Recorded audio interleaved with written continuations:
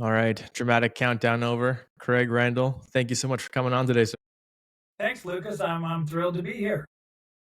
I'm thrilled to have you, man. So, trust based observations. I know kind of the core theme of your work, and I'm going to get you to tell me a little bit about how you got into it, what horror stories you might have that kind of triggered the change into it, but mostly rooted in how and why should teachers be evaluated?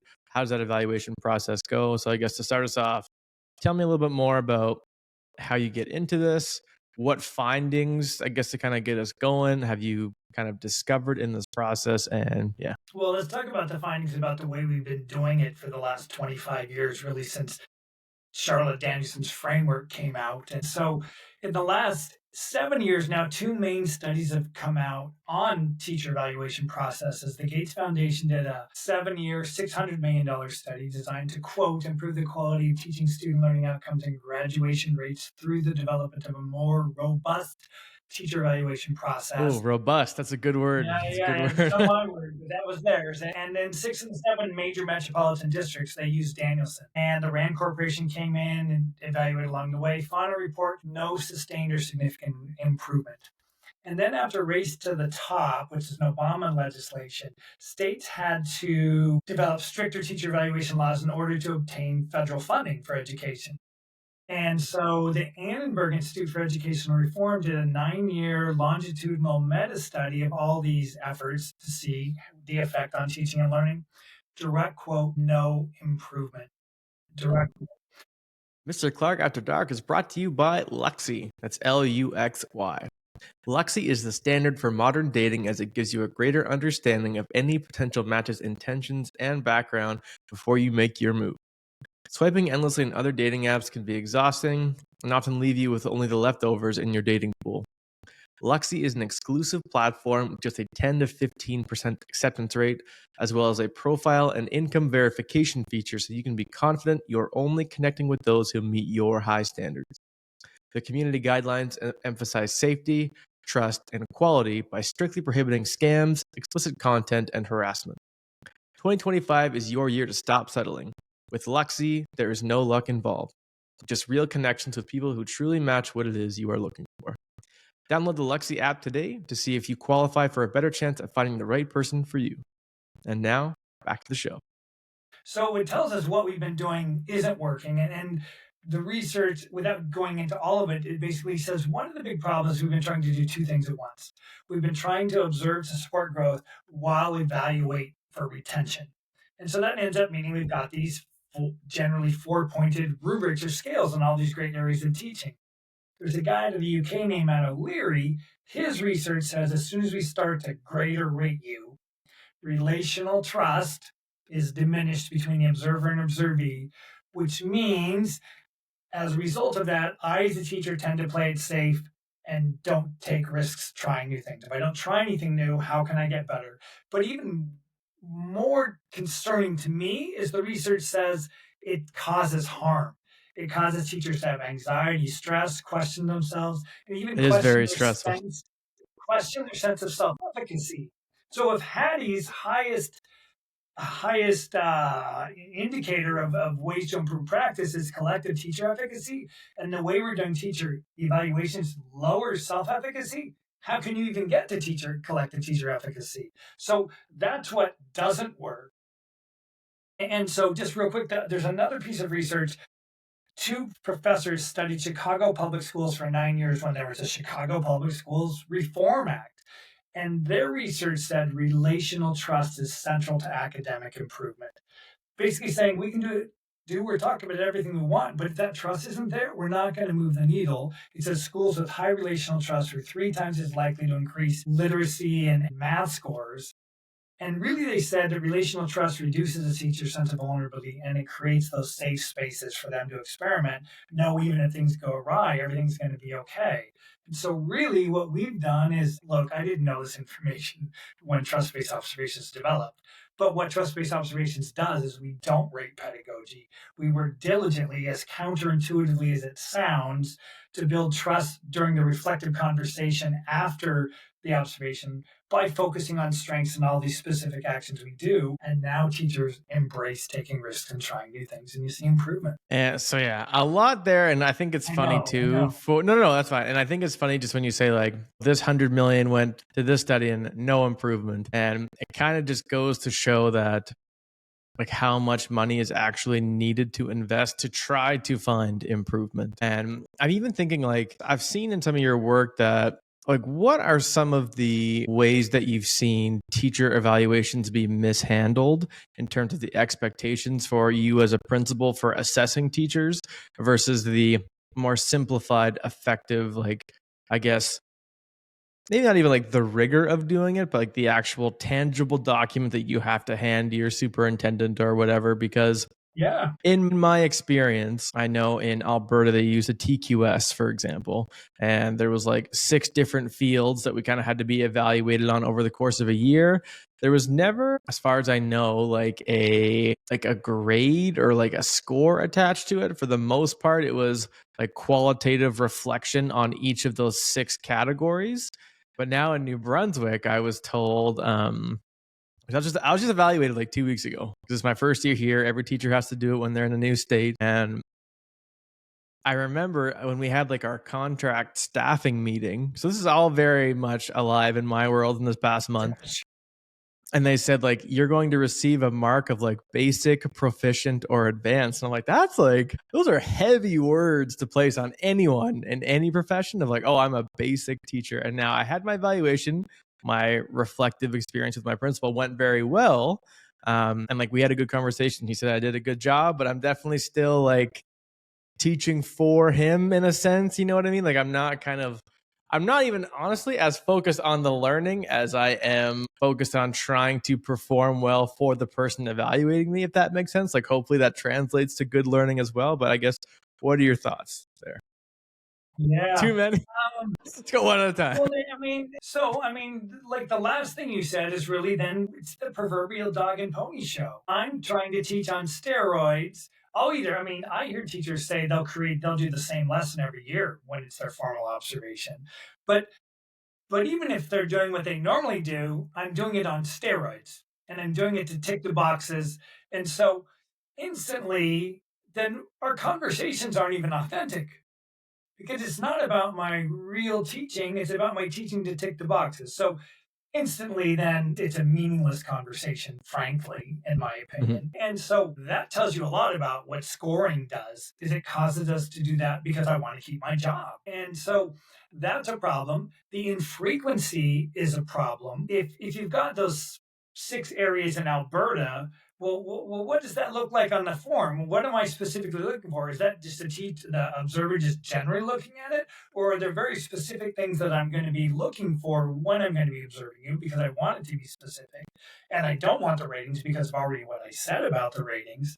So all of those elements are in there. If I see you once or twice a year, like back in 69, clinical supervision model came out. That's the pre-observation conference, observation, post-observation conference, which again, to me, the pre-observation means it's not going to be authentic versus just unannounced observations. So there's all of those elements, and I'll say So whenever there's sorry, I'm going to cut you off because I'm just curious because like I've heard you kind of mention a few of these kind of historical methods. Like yeah, what can you share, if anything? I don't mean to cut you off there, but like no, you're the history of the evaluation process. Like has it really changed much? And I guess kind of use that to kind of build into your point you were just going on. yeah, it has actually. I've done a ton of research. Like there's an article from 1914 with people like saying, well, we need to change the way we're observing teachers if we want to improve. And back then it was just about mechanical teaching. In the 40s and 50s, it was really about like the way you're dressed, your tone of voice, all these. Yeah. The propaganda videos, I feel like everyone had to sound Yeah, like that guy from like so the then this clinical model of supervision, which they actually modeled after the way teaching doctors do residency rounds with medical students. So, hey, what are you going to do when you observe that patient? Let me watch you examine that patient. Now we're going to talk about it. So even back then, they said it's a super vulnerable position for the person being observed. We have to have empathy and understanding for the challenge of that. And we have to build trusting relationships so they feel safe. And that was without rubrics, they're saying that. But they also said one of the ways we can do that is by focusing on strengths, not deficits. And so that was really the start to me of them saying some really good things about it. And they also said it needs to be a continuous cycle. They said we're better off seeing them not at all than tinkering with them once or twice a year. What do most models tinker with you once or twice a year? So that was the first real modern precursor to what we have today. But then there were these waves of political accountability, starting with this thing called A Nation at Risk in 1984, and then following that, merit pay. And then, like, well, we need to get stricter and more rigorous about evaluation. And then there was No Child Left Behind. In the UK, there was Ofsted. And each time it's up the accountability with the underlying notion that it's the teacher's fault. But then we have, to me, what's an economic mindset about how to solve the problem. Like, I know if we offer merit pay and we make it stricter, then they'll work harder and that will improve teaching and learning and we can get rid of the bad ones. But we didn't get into teaching to make money. Otherwise, you wouldn't have chosen teaching. Hmm. So to use Hmm. that economic type theory, like a Hmm. business person's theory on Yeah. teachers, it doesn't work. And then it causes them to pull back and not take risks. Yeah, because it almost even like it really does change the dynamic. And I've never worked in a merit pay system. I do think that in teaching there are some like like I guess soft status games. Like I feel like the hard status game would be like the pay, but then like the soft status games can kind of be like the politics of any district. You know what I mean? Like in the games that are kind of going on. And again, that doesn't happen to an insane extent. But so More when in the did you? US, it does. Yeah, and I do hear that narrative. Obviously, I have no experience in a U.S. Yeah. district, so I wouldn't be able to comment. But and so for yourself, like when in your experience, actually assessing teachers on these kind of, I guess, quote unquote, archaic models, what benefit did you see from them, None. if any? So like, and so I guess what did you then, how in trust based observations do you kind of revamp the process of, if you were to evaluate me, what would be the initiation, what's the ongoing, and what's the reflection? Yeah. So with those traditional models, what ends up happening is when I have to put a score on you, which is what what you're having to do now in New Brunswick, it really creates, even if I'm well intended, it starts to create a deficit mindset in me. I start to look at what's missing in you instead of what's there. And that carries over kind of to my general mindset about teachers in general. Instead of building from where they're at, I look at what's wrong. And so that sets you up just immediately for failure. And so as we on board, we go out and we train school leaders is really what we do. We do it on site with your teachers in your school. And we don't really tell the teachers a whole lot before, other than it's trust based observations. We think you're going to love it. After you have the reflective conversation, we know you're going to love it because it's from a strengths based perspective. And for those of you that are getting observed, we know when 6 people come with laptops, that's going to be anxiety producing, but you'll feel better soon. Yeah. And so we really just we practice over and over and over to build mastery with the school leaders over the course of a week, but it really is, we don't rate, and the form is really highly detailed, so it allows me to identify your teaching in super specific ways, which means there's praise and there's specific praise. We know as a teacher I can say good job and there's nothing wrong with that, but I can say, Lucas, great job remembering to carry your one when you were adding and it was more than 10, right? And now that's specific praise, right? And that means more to you though when you're hearing it. And so when we share like that, but one of the other big things that we do is we don't start the reflective conversation, which is timely, it's the next day. We Hmm. don't start it by telling you. We start by asking you two questions. And we think by asking you, immediately I've changed the tone by saying, I value you as a professional. I care what you have to say, and I want to start by hearing that. And we ask, what were you doing to help students learn? And if you had the chance to do it again, what, if anything, might you do differently? And we take down their answers. We demonstrate active listening by sharing it back, and then we go through the form. But there's all these other little actions that we take, because how do you build trust? Like, you can say anything you want about trust and relationships, but it doesn't make anything, it means nothing without action. And so There's Brene Brown. I don't know if you've heard her. She's a well-known sociologist out of the U.S. And she talks about the connection between trust, vulnerability, and risk-taking. She said vulnerability isn't a bad thing in and of itself. It's a bit like a protective mechanism. I would say similar to the amygdala. If it's too high, it tells me something's wrong. She says the way you lowers people's sense of vulnerability so they're willing to take risks is by building trust. And she says it's a series of continuous actions that are consistent with your words and deeds. And she says, think of each action like a marble, and you're trying to fill a jar with marbles. So we do all these really specific actions in the reflective conversation that we call marbles. Like we have the conversation in your room instead of my office because you feel safer in your room than my office. No one likes getting called to the principal's office. I Yeah. ask permission to have. Yeah, it's true. Yeah, honestly, I wouldn't have thought about that, but that does kind of like change that. Like you're in my room versus I'm in your office. Like that is a very different dynamic. And when it's in your room too, you remember more, so it makes the conversation richer as well. But Yeah. like it sounds like a simple little thing, but I ask permission when I come into your prep period. Hey, Lucas, is now a good time? You always say yes, but the little courtesy of asking versus saying let's do it makes a difference. I sit beside you, not across from you, because when I sit across from you, that magnifies that hierarchical difference. You're more comfortable. Yeah. We're transparent with the form. That's another thing. We tell the teachers literally the goal is of trust-based observations is for all of us to build enough trust so any of us can come into your classroom, observe you, see you trying something new, even though it's unlikely, have that thing you're trying be a train wreck.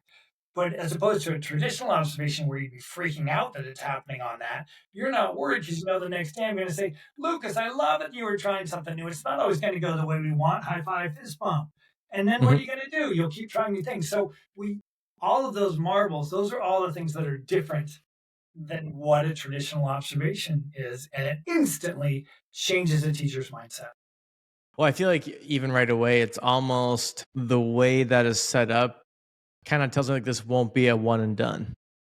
Like it kind of tells me like, okay, like this is just our conversation that we're having. And so how Every would 3 to you 4 weeks, to be honest with you, is what we aim Yep. for. I was going to say, that's exactly where I was going. So I think I saw on your website or in your experience, you try to get in like to do 3 evaluations a week. It was like Monday to Thursday. But again, like, Well, I guess if you're, it depends on your load. We want to see each. Look, some situations I'm the only person. There's 50 people. We're not going to see everybody 3 weeks, once every 3 weeks. But ideally, we want to create a load where I see you once every 3 to 4 weeks. So I see it 10 times a year, 10 times a year. And what have you noticed shift? And because I guess how long were you a principal doing these just yourself? And what shift, if any, did you see in the teachers that were teaching in front of you from this difference of assessment? I think I did 8 years, and the shift is amazing. And teachers almost instantly feel like my very first year as an assistant principal. I didn't know anything about anything except I learned the basic of what became the model during my supervision class where we practiced observing and we had these 2 questions that are the same 2 questions we have now or variants of them. And my very, very first year as an assistant principal, I had a boss that let me try my crazy idea about observations. And teachers, old and new alike, were saying, "You're the best principal I ever had." But it wasn't me. I didn't know what I was doing. But this model of starting by asking and valuing your opinion and sharing strengths was so foreign to what they were used to that's what they felt. But this is maybe the most interesting part about it at the very beginning. I didn't give feedback to the teachers, one, because I was afraid if I gave feedback on something we're good at and I hadn't seen it, I knew that would be bad. But the bigger reason was it sure felt great. It felt great that the teachers liked me so much, and I was afraid if I gave feedback, suggested feedback, anymore. If I'm being dead. We all want to be like, that's the trial and true and trial. But this is the amazing thing about this new model of observation. And I didn't know it was a new model. I was just doing what I'd been told. It's the 3rd and 4th round in that very first school, a bunch of the teachers, all over half, at the end of the conversation started saying something along the lines of, okay, but what can I get better at? So they're asking what to get better. Really, it wasn't until about 6 or 7 years later where I realized that I had kind of developed this thing and I started to think about it more formally. And I realized that was trust that had developed that had made them embrace change on their own. And so we see that regularly, and the form is so detailed and the strength based of it that the form will get their wheels spinning. When we finish a round of observations every time we're training a school, each time we do it 12, 14 times, we'll ask the teacher, hey, what do you think of this new style? And they'll say two predominant things. One, it sure feels nice to have my bucket filled with stuff I'm doing well. Mhm. But even more than that, I'm already thinking about what to get better at without you even saying anything. Yeah, and I've even noticed too, because the principals that like have done my observation, and I know like they're very busy people, and like when I'm actually teaching, I know I can see them. They're a little sleepy. They're kind of looking at their form, like they're doing the drill. You know what I mean? But what I think is excellent, and if I'm ever in a position like that one day, but every single time we've had the discussion, they say, "How do you think that went?" Like they always kind of put it on me to kind of start the conversation of like, because as a teacher, no matter what you do, you might have the lesson, or even like you might have the 10 PowerPoint slides for the 20-minute direct instruction that you wanted to do. And then it takes 38 minutes. You don't get where you want it to go. And it absolutely bombs in different ways. But that's just it happens every day, every lesson. Like that is pretty much the That's run of teaching. how things go. Yes, like that is how it goes. But every time, like they have been, I guess, opening that conversation with me. And so, what can you say about, because I guess to me, the different kinds of, because I guess I'm still a little bit confused potentially on like the direct difference. Because, for example, in my evaluations in the past, I've had like sometimes that were 6 per year, and it would be like pre-scheduled. Sometimes they would ask for a lesson plan in advance. They would come in, sit down, kind of watch me do the dog and pony show, and then have the reflective conversation after. Is the difference with yours like the is it the unannounced? Not, and I'm not even saying yours, but like with trust-based observations, is that more of the, is it unannounced but recurring? And then putting it more in their wheelhouse to kind of direct that? Is that rather than like the unannounced, you better show up and I'm going to give you only feedback? Is that kind of the core Well, separation? I mean, one, strengths based and trust building, like a definitive, like the other ones will like give lip service to that, but you're Hmm. not focusing on it. And the research says that that's not there. So we work diligently on that. Unannounced means I'm seeing authentic teaching, but it actually lowers stress once they know it's strengths based because they don't have to worry ahead of time. So that actually works Yeah. alone to build trust. Yeah. So we love it that they're reflecting on their own. I think in the traditional way, you get defensive and feel the need to protect, which means then I can't analyze as well. But Yeah. but at the same time, we haven't touched on another area. So the first three rounds, we still don't give suggested feedback because of that lesson I learned way back then. Starting at the fourth round, though, and so we have 9 core areas of pedagogy we look at, where our lens is always which one of these 9 areas, if I help that teacher, is going to do the most improved teaching and learning. Because really, why should we really be observing to improve Hmm. teaching and learning? I mean, you can Yeah. say evaluation, but whatever. That's Yeah. like Yeah. 2 or 3% of teachers you might be worried about. Yeah. So thinking about it on your own is great, but we all have blind spots. Like every week when I'm training a school leader will say something, and I'll go, oh, that's a great idea. And trust based observations grows because of that. Hmm. And so I have my own blind spots, and I'm the guy that created trust based observations. So, as teachers, if I leave it just to you to figure out what you want to work on, you might not ever know what your blind spots are. So, my lens is those 9 areas.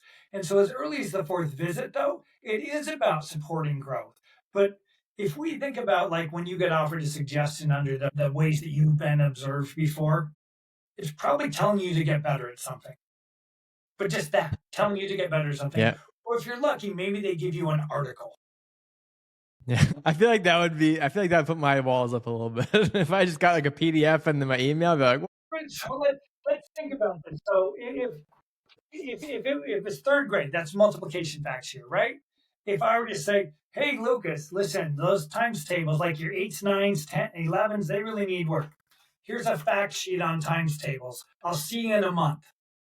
Like, yeah, we would never do that to a student, but that's kind of yeah, what we do. figure it out. So we why should there be a hypocrisy between the way we want teachers to give feedback to students and we give feedback to teachers? So let me run you through what it would be on ours. So one, I'm going to ask permission to offer a suggestion. Hey, Lucas, I have a suggestion on cognitive load section of the form, especially adding reflection and processing activities. Would you like to hear? You're going to say yes, but because I asked, you're way more engaged in it than my telling you because people don't like to be told. The form doubles as a professional development resource tool. So there's hyperlinks built into it that are actionable articles amongst a bunch of other things. So I'll have one of those articles out and I'll print a hard copy out. And it lists 78 different structures that could be the little 2-minute reflection and processing activities. You say, Lucas, let's look at this. Like, pick 6 that you think are really good. Let's highlight those. If we were going to try this with just one of your preps tomorrow, which one would you like to do? Let's pull that lesson up. Let's look. You've got 10th graders, their cognitive load capacity is around 10 minutes. Are there any natural breaks in that lesson that look like they're right around that 10-minute mark? Okay, at this one, which one of those 6 would you want to put in? Work our way through that. Great. So tomorrow, there's 4 ways we can do this. I could model it for you. We could co-teach it. You can teach and I can give feedback either in the moment or afterwards, or you could do it on your own and tell me about it later. But sometimes it gets worse before it gets better. That's called an implementation dip. And if that doesn't work, we're notorious for just going back to what we used to do. But remember, I'll be back in 3 or 4 weeks. So if you try that one, you better come and get my help. We don't want them to choose that one, but we want them to feel like they have choice. They usually choose the second or third one, most often the third one. We go back and watch you tomorrow or participate if they want us to or model. And then we're going to have another conversation. What went well with the new strategy? What would you like to keep working on with the new strategy? And this is the most important question. What can I do to support you so by the next time I come into your class, you've built that into your practice in all of your classes?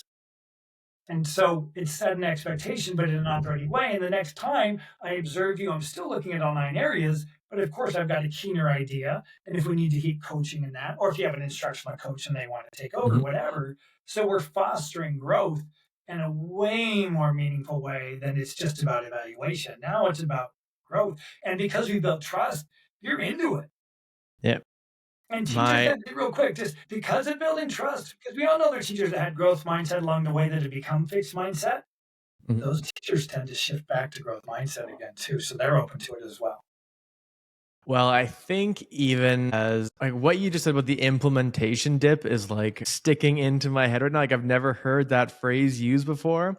And I think a lot of teachers who are experienced, because you don't want to feel like, okay, I'm 8 or 10 years into this and now I just made like a mistake. Like you want to think, okay, if I've been in this for a long time, like I don't want to make like obvious mistakes. So when I want to like, implement something and it doesn't go well, I'm not going to keep pursuing it because I don't want to like, I want to keep this image I've fabricated in my mind of being an experienced teacher. A skilled, experienced teacher. Yeah, like I'm in a whole new position this year. I've talked about it a lot on the podcast, but like I feel that implementation dip hard right now. I'm just it kind of explaining kind of a lot of things I think that would kind of cause teachers or anyone in any profession to like keep themselves from growing because you don't want to experience that dip and kind of trying something new. But now we're giving you support, right? And we'll keep working with you. And it's from a strengths based. And like I said before, when we describe it, we're going to say, I love it that you're trying something new. And we'll get there. And so did you have any, like, how long did you teach for? What were your experience as evaluations? And like, because I almost find no matter how they go as a teacher, I kind of always walk away with them being like, I don't really know what to change now. Like, I know like there's things that I can improve on, but I don't necessarily know like how do I go into next period implementing what I just did. So I guess what was your kind of experience as a teacher in your earlier years when it came to like, did you ever have any confrontational observations? Like did you always kind of have an issue with the methods that were used? My career is a little strange because I started out as a counselor, went into college basketball coaching and taught while I did that. Then I taught, Okay, yeah. but before I became a principal. But I will say, in the best circumstances of observation, what I didn't like was, so in best circumstance, you have somebody that's a really good principal and they observe you twice a year. and they give you feedback. And then you have your next one 4, 5, 6 months later. And the first time and the suggestions are never discussed. So it's like an isolated incident without any feedback on how it went. And that was the best case scenario. I never had like confrontational ones, but I had times where I wasn't observed for 2 years at all. And so I think, like, in terms of implementation tip and getting better, like I was just so I've got my own podcast when I'm training people, I'll see teachers that are like the 20 minutes of brilliance are brilliant. And so we interview them and it's called 20 minutes of teaching brilliance. So I was just before our podcast, I was interviewing Yeah. somebody for my podcast. Yeah. And so the form is very visual in nature. And so one of the areas on the form is an inverted Bloom's taxonomy. And she said, like, and the lesson that I saw was Homer's Odyssey journey. And they spent the whole class in these higher order thinking activities, though, that were under analyze, evaluate, synthesize, and create. And she just at the very end of it said, now every lesson I plan, I'm thinking, am I getting up to those upper areas or not? So, like, you're saying, like, where do I go? But now on their own, teachers are going, this is helping me because it's the form is so detailed. It gives me a real clear visual lens even before the times when I offer suggestions. So you do have a sense of Yeah. Yeah. Because I do think, like, obviously you're kind of always. but also then because the form has these hyperlinks, now I can open up that questioning higher order thinking, and maybe there's an article about how to more successfully build that into my practice that I can do on my own as well. So sorry.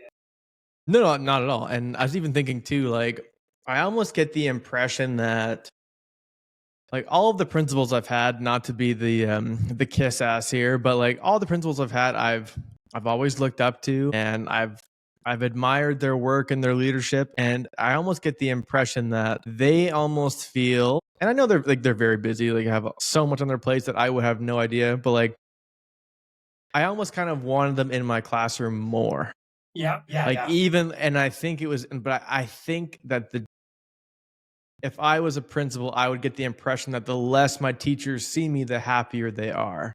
Because it's like, oh, like the principal doesn't need to see me. You know what I mean? So like, I must be doing my job well. But I almost be like, no, like I want to not just seek out your negative, or like, or not even just seek out criticism, but I want you as someone who I can actually learn from, not even just as like an administrator, but like I'm clearly expecting or hoping that you're a veteran coach or teacher that I can build something into my practice with. I guess what I'm getting at is you're trying to, I guess, like you're saying with building trust, you're trying to find that way to like remove that like panic feelings. I saw a joke on Instagram recently, and it was like how you kind of straighten up when like the principal walks into your room. And I always kind of, but I always kind of wondered like how many panicked looks are administrators getting every day?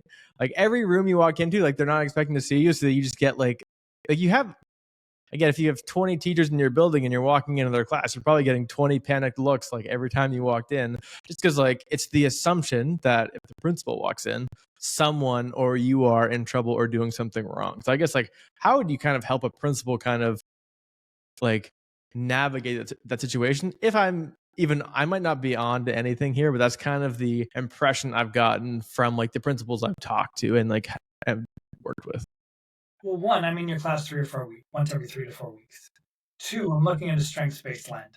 So now, what was maybe something as a principal, I wasn't really looking forward to doing observations before, especially if maybe I Mhm. had to give you a basic or Yeah. something. Now, when I see teachers respond like the way they respond, sometimes we see tears of joy because they're not used to having their strengths shared.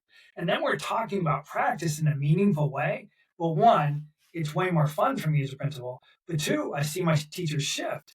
So Mhm. those panic look goes away. The unannounced walking into your room isn't a worried kind of a thing. Our culture has shifted. I want to tell two quick little stories about culture because Absolutely. I think I didn't write this as a leadership book. Leadership and culture were never in my mind, but really the skills of trust-based observations are making you a really strong leader who builds a culture of trust. So I'm leaving a school. We do schools all over the world. I'm leaving an international school in Cambodia. The head teacher and I are leaving on Friday afternoon. As we walk out at 3 different times, we come across a teacher we had not observed that week. All three of them said almost verbatim the same thing, and they all sort of had the same wistful tone. And they all said something along the lines of, I thought you were going to observe me. So think about in 1 week It's time, very different. teachers in essence are saying, no fair, I didn't get my turn being observed. And the reason that happens is teachers are huge gossips. So as soon as the first reflective comes, everybody always wants to think Yes, something's true. guilty. And so Absolutely. Yeah. the first thing that happens when it's done, the first person everybody knows, and they go to that teacher and say, what was it like? What was it like? And so by the end of the week, everyone else wants to have it too. That's transforming your school into a culture of trust in 1 week. I was speaking in front of a cohort of superintendent candidates recently, and a principal that I had trained, she brought me into the house, speaking in front of this cohort. And when she introduced me, she said, yeah, I was in a class this week. And when I came in, the teacher said, oh, goody, it's my turn. So it just happens. Like you adopt this system, you become masterful at it, and now it's changed. That those panic looks aren't there. Yeah. And so I'm just curious because I had this conversation on a recent podcast that's not out yet, but it was a teacher who had taught in the UK, and they taught at a school that had this like performance based pay. And the rough kind of overview of the system that she gave me was you got paid based on your like grades above the expectation. So if you had three students who had an A last semester and they got an A this semester in your class, like you wouldn't get any kind of increase in salary. But if you had 10 students who had a C last semester, but now they had a B plus, you may get like an 8% raise, etc. How, I guess, as I'm asking this, like there are obviously still schools that implement a system like that. More and If they more. were, yes. And so if you're asked to come into an environment like that, like this almost seems like inextricably opposed to that type of system and like and in the best way possible, but like how do you go about not even doing the trust-based observation, but like starting with carrying out that consultation? If I'm, and I don't mean to like have you repeat yourself, but like is that, do you kind of understand what I'm saying? Like how do you, like I feel like there's more systemic things that probably need to change versus just like the school and how they assess the teachers, but like how would you go into a situation like that if I was a superintendent of a district that did this and I'm like, hey, we need to change because things aren't going well and the teachers aren't performing well because the grades aren't above expected? Like how would you even respond to myself as a superintendent and enter that situation? So much to unpack. Let's talk about merit. The first, merit pay does not work in education. Actually, what it does is if there's a pot of money that's extra bonus money, and now we have to compete for it because not all of us are going to get it. Now collaboration goes downhill because I don't want to share my new idea with you because now you might get good and then I'm not going to show better. And then it's also, I find it insanely insulting that like I'm making $80,000 a year, but if you incentivize me with I'll make $6,000 more 83. now I'm going to work my hardest because I wasn't working my hardest before. So I find that concept ridiculous and aggravating beyond belief. What we do have to combat regularly when we're in public schools, we do a lot of independent and charter and international and faith-based schools, and they don't have the same issues. But when I've got regulations that require silly things like that, like merit pay, or that you have to use this model, but we want to use TBO. Is we, and look, it's bullshit. It is, but you have to finesse until we get the Mm-hmm. rules or laws changed. So we have a school in the Bronx and they have to do the Danielson model. And so they keep the tab open. And when it's a good visit that allows them to tick all the boxes, boom, done, let's put it in the drawer. We have another school district we work with in California. Every 5 years, you have to have what they call a comprehensive evaluation. So that's the formal one. The other 5 years, they just choose something like professionalism that's not related to pedagogy, so it doesn't get in the way. And then on the year it's the comprehensive, if I'm your observer this year, I'm going to make my assistant principal do your comprehensive, and we're just going to say, look, we just have to do it. Sorry. And so we Yeah. just finesse and play Sorry. games to make it work. But once you've built a trust, everyone knows that, okay, we're just ticking the boxes. This is what we have to do until we can get these absurd laws changed. And so really that's how we Yeah. manage. It's not ideal. And no, and like again, I've never worked in a system with that type of pay structure. And you've commented a few times about like beliefs in education. And I don't know if merit-based pay is one, but like what would you say is your most unpopular belief in regards to education? Or to I kind of want to get your toes and maybe dipping into a bit of trouble here, but maybe like what do you think are, if anything, what do you think are the unhealthy beliefs about education that continue to compound? And what do you Yeah. think is your most unpopular belief about how to change? Well, I I mean, can always one, edit it out after too. these ways don't work. We have the research that says it. There was a study in 1984 on teacher evaluation practices, thinking we could, after this first wave of accountability happened. And as they studied these districts that were 32 districts that were supposed to have really good teacher evaluation processes, the observers saw a pattern and formulated a question. Can one tool serve two purposes? Can it both support growth and evaluate at the same time? And at the end, it said, no, one tool can only serve one purpose. But what have we been doing for 40 years since then? Having one tool serve two purposes. And these models and these accountability models. Adam Grant is a sociologist out of Penn, and he's written a bunch of great books. And I can't remember which one I was listening to, but he was talking about performance cultures versus learning cultures. And he was referencing NASA, and he was referencing the space shuttle explosions, because everything's about getting those launches done and getting them on time. And it causes people to play it safe, not be risk takers, not really share out what they really think because it's about the performance. And we want to shift towards a learning culture. And these accountability waves, which have happened in the UK, which has caused what you've happened too, through this thing called Ofsted, each accountability wave is all about performance culture.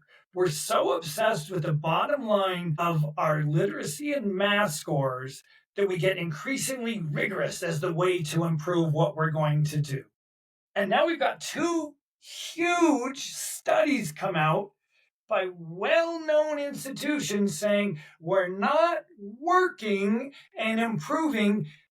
And if we change to a learning culture, which means we create the conditions of trust and psychological safety, so people just know it's okay to try new things to get better. I don't have all the answers, but I believe amongst teachers, we do have all the answers.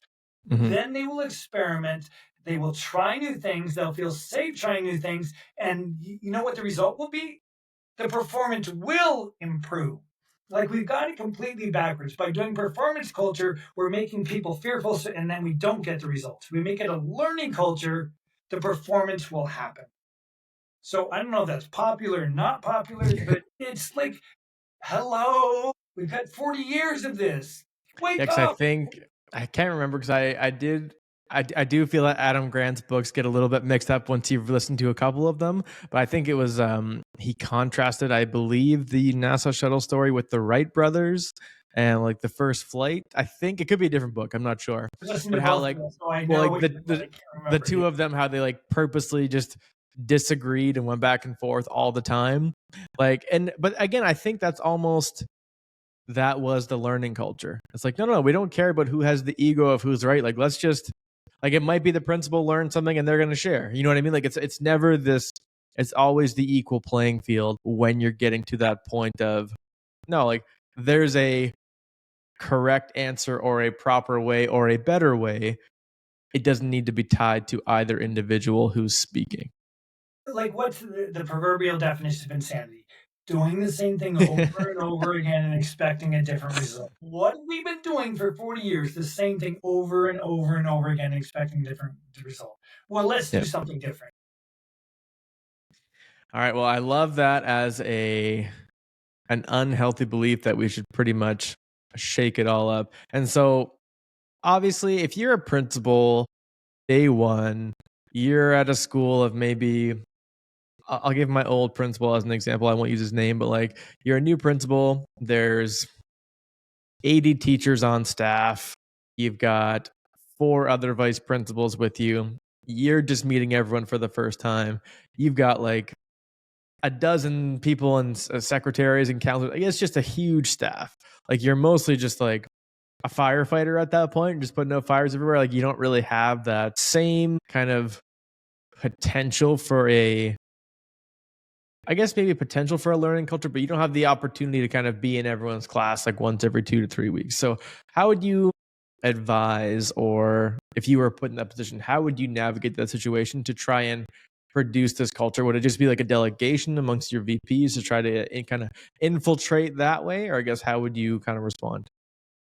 It's a good question. Look, what putting out fires can mean so many different things. But if we've got more engaging classes, we're going to see less behaviors. Let's say that's part of the fires that we're putting out.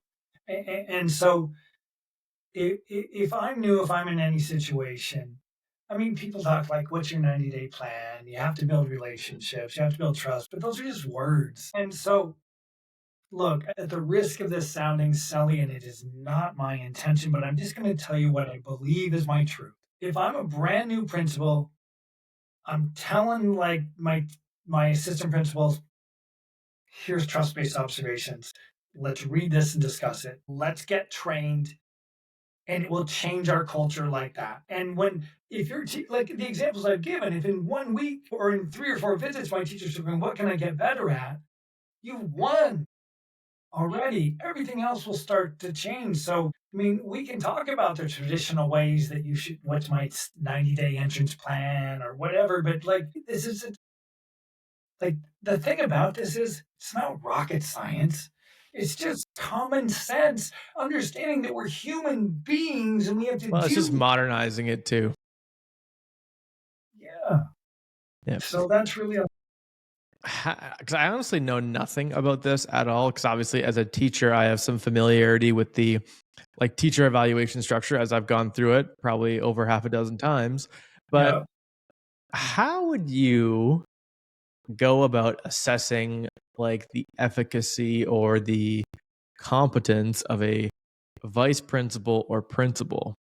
Do such things even exist? Because like I've never, like I know there's like district surveys, and I'm kind of just getting into some thought experiments kind of as we get a little bit closer to wrapping up. But I guess how much have you given consideration to like, I guess how, A fair amount. So the I hear from people that are not in the education world, oh, you got to create TPO for the business world.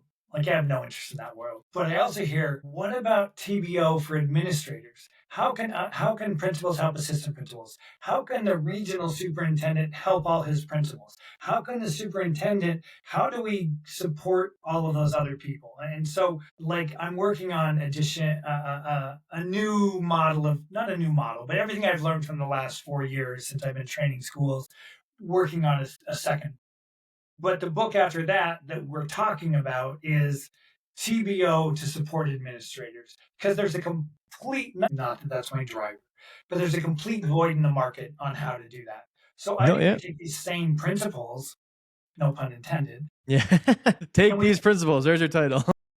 yeah, maybe so. Yeah. TBO, take these principles and we apply it to the way we work with, like, if my regional superintendents then learn TBO. Now I can support all my principals in TBO. And if my principals, now we co-do our observations together, I can support you with, and it doesn't have to be, it's more than just trust-based observations, but just as example, in that same supportive, strengths-based way, because right now, like these with No Child Left Behind and Race to the Top in the US, like now there's more pressure on principals to have the scores.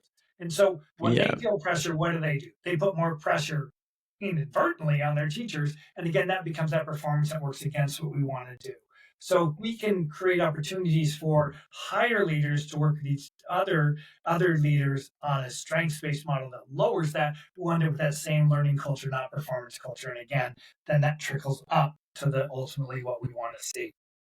Yeah, and I guess I was kind of expecting like you kind of just expand on that vision of trust based, but I guess I have no idea how principles are currently evaluated. Like I don't actually know. Like to me, it almost feels like the political shuffling in a sense. Again, that's kind of my outside For perspective. that, Not that I have, but again, not that I haven't had great admin. All of my admin, honestly, again, playing the kiss ass card, they've all been excellent at the schools that I have been at.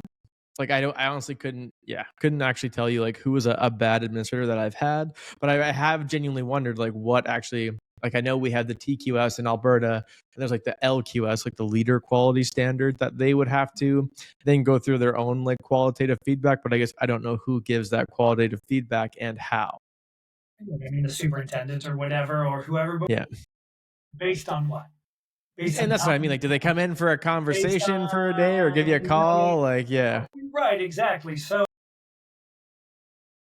It's like, hey, Lucas, you doing good? Yeah, everything's fine. All right, you're good. 5 more years. Like, I don't know. like your scores are bad, so I'm gonna Yeah, instead of why and how do we help support you to get better at it so you can help support your teachers to get better at it so our kids do better, right? exactly. So, all right. So, Craig Randall, I got 3 more questions for you, sir.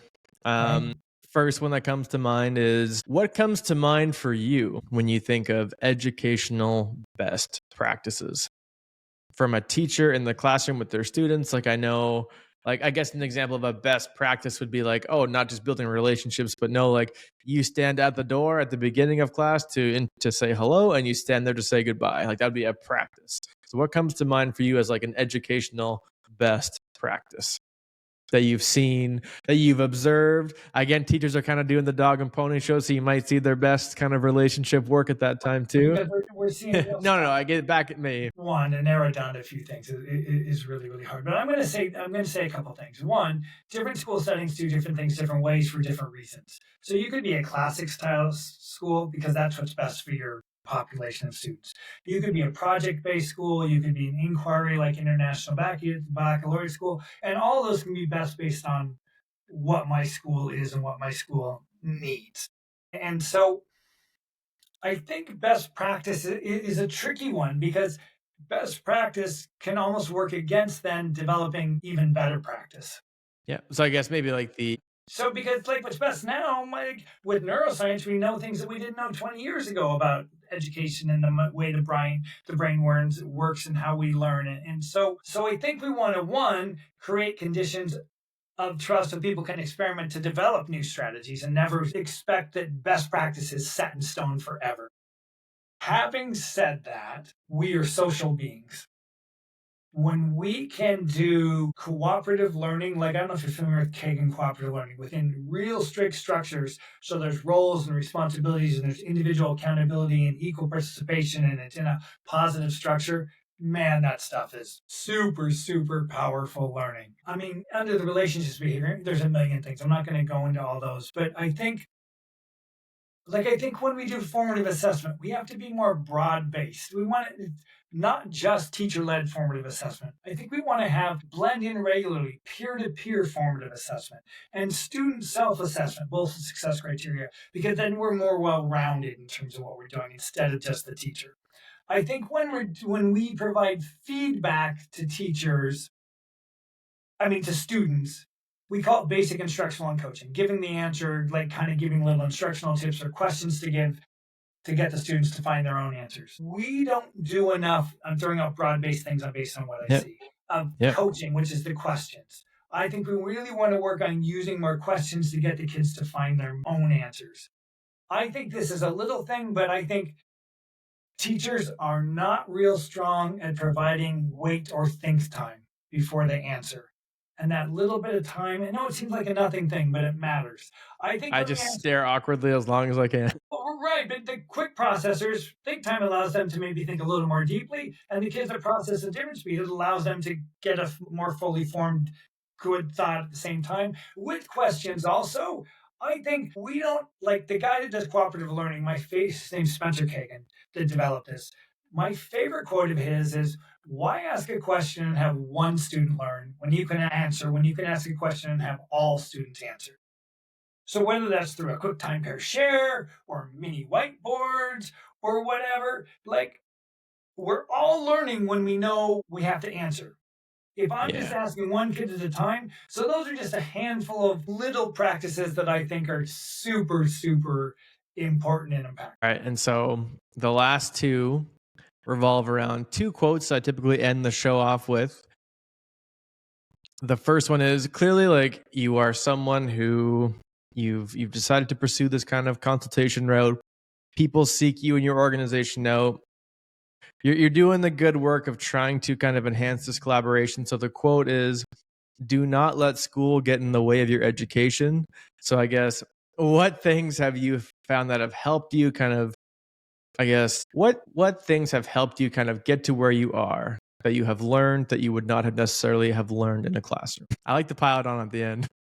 Gosh, one when I went to that supervision class and my mentor, and we started. That wasn't a class, but that was the most valuable learning I ever did. And we learning by doing.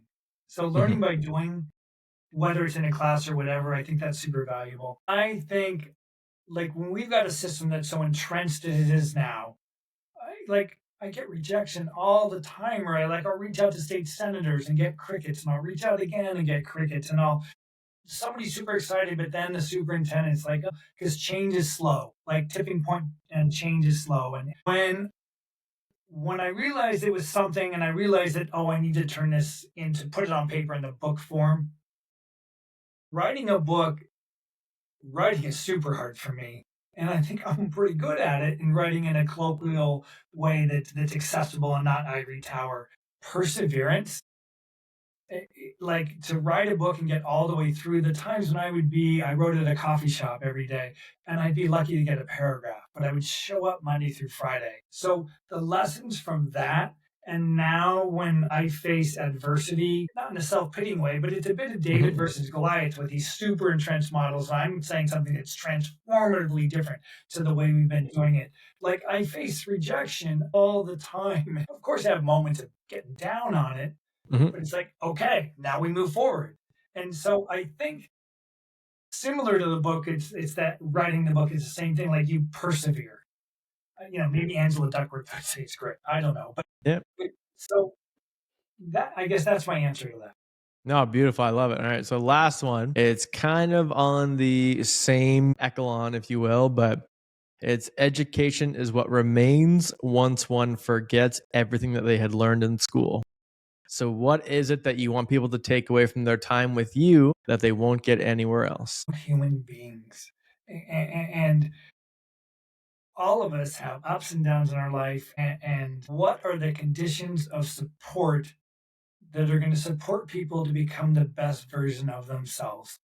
And that will only happen if we understand the frailties of being a human, and the vulnerabilities of being a human, and the vulnerabilities of trying new things, and having empathy and our emotional intelligence and kindness and support, and the value of trust in relationships, and the specific actions that you take to build those. And we've just chosen to use the lens of teacher observation as the way to do that, to provide that support. And so if we think in any kind of a performative logical way as our driver for that, you're not going to get to where. I don't mean to be cruel about that, but you have to understand that if you really want to support growth. Just like as a teacher, I know you know that with your kids. Beautiful. Craig. Thanks, Lucas. It was great. I appreciate it.